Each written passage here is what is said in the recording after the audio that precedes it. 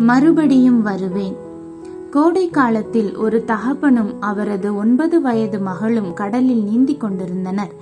அவர்கள் அவ்விதம் நீந்தி கொண்டிருந்த போது திடீரென பெரிய அலைகள் மோதி அடிக்க ஆரம்பித்தது. அது வெகு வேகமாக சிறு பெண்ணை அவரை விட்டு கொஞ்ச தூரம் அடித்து சென்றது. தகப்பனால் அவளை கிட்டி சேர முடியவில்லை. அவளை கரை சேர்க்க வேண்டுமானால் அவருக்கு உதவி தேவைப்பட்டது.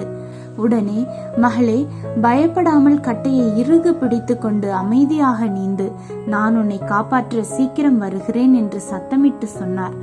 பிறகு ஒரு படகை தேடி சேபமாக நீந்தினார். தகப்பன் படகோடும் மீட்பு குழுவினரோடும் திரும்பி வந்து பார்த்தபோது அவருடைய மகள் அங்கே இல்லை. அவர் அதிர்ச்சி அடைந்தார். சிறு பெண் கடலிலே தொலைதூரத்திற்கு இழுத்து செல்லப்பட்டிருந்தாள். நீண்ட நேர தேடுதலுக்கு பிறகு நடுக்கடலில் அவளை கண்டுபிடித்தனர். அவளை கிட்டி சேர்ந்தபோது அவள் தன் தகப்பன் சொன்னது போலவே கட்டையை பிடித்து கொண்டு அமைதியாக மிதந்து கொண்டிருந்தாள்.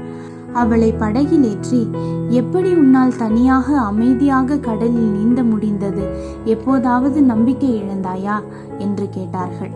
என் தகப்பன் என்னை என்ன செய்ய சொன்னாரோ அதையே செய்தேன். அவர் மறுபடியும் வருவார் என்ற நம்பிக்கையோடு இருந்தேன் என்றார். உன்னை காப்பாற்ற சீக்கிரம் வருவேன் என்ற வார்த்தைகளே என் காதுகளில் ஒலித்து கொண்டிருந்தது. அந்த வார்த்தைகளே நான் உயிர் வாழ உதவி செய்தது என்றாள். நம்முடைய கர்த்தராகிய இயேசு கிறிஸ்துவும், நான் மறுபடியும் வந்து உங்களை என்னோடு சேர்த்து கொள்வேன் என்று சொல்லி சென்றிருக்கிறார். அவர் வருவதற்கு காலம் நெருங்கி கொண்டிருக்கிறது. அவரை நம்பி ரட்சிப்பு என்னும் கட்டையை பிடித்து மிதந்து கொண்டிருக்கும் ஒவ்வொருவரையும் அவர் அழைத்து செல்ல நடுவானத்தில் வருவார். நிச்சயமாக வந்து நம்மை அழைத்து செல்வார். வாழ்க்கை என்னும் கடலில் ஒவ்வொரு நாளும் அலைகளை தாண்டுகிற சவால்கள் நமக்கு உண்டு. பாரங்களினாலும் பிரச்சனை போராட்டங்களினாலும் நாம் சோர்ந்து போகிற போது நான் மறுபடியும் வருவேன் என்ற நேசரின் சத்தம் நம்மை ஆற்றட்டும்.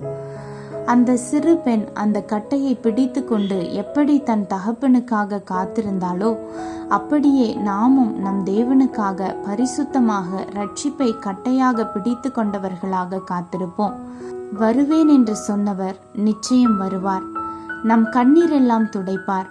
தம்மோடு நம்மை வைத்துக் கொள்வார். ஆமேன். அல்லேலூயா.